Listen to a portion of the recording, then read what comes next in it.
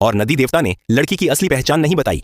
उन्होंने सिर्फ इतना कहा कि वे इस परिवार को सुख समृद्धि देने आए हैं और उनकी 3 इच्छाएं पूरी करेंगे। लड़की के पिता को पहले विश्वास नहीं हुआ। उन्होंने पहली इच्छा में स्वादिष्ट भोजन मांगा। नदी देवता ने तुरंत जादू से तरह तरह के व्यंजन प्रकट कर दिए। यह देखकर सब लोग हैरान रह गए। खाना खाने के बाद पिता ने दूसरी इच्छा मांगी, मुझे ढेर सारा सोना चांदी और खजाना चाहिए। नदी देवता ने फिर जादू किया और महल भर खजाने से भर गया। पिता खुशी से पागल हो गया। उसे लगा कि वह एक पल में दुनिया का सबसे अमीर आदमी बन गया है। लेकिन उसका लालच यहीं खत्म नहीं हुआ। उसने तीसरी इच्छा में राजा बनने की मांग कर दी। नदी देवता इस इच्छा से परेशान हो गए क्योंकि यह बहुत बड़ा नियम तोड़ना था।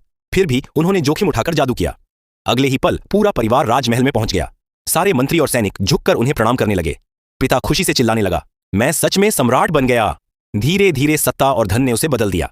उसने अपने भाइयों को बड़ा मंत्री और सेनापति बना दिया, लेकिन अपनी पत्नी और बेटी को घर से निकालने की सोचने लगा। नदी देवता उन्हें रोकना चाहते थे, पर वे कुछ नहीं कर सके क्योंकि ड्रैगन जाति साल में केवल 3 बार ही जादू इस्तेमाल कर सकती थी। तभी लड़की के पेट में तेज दर्द होने लगा।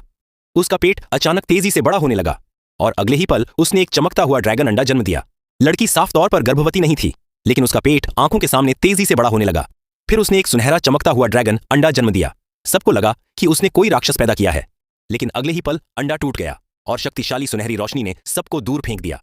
अंदर एक बहुत प्यारा बच्चा था। यह देखकर सब लोग डरकर दूर हट गए, लेकिन पिता बिल्कुल नहीं डरा।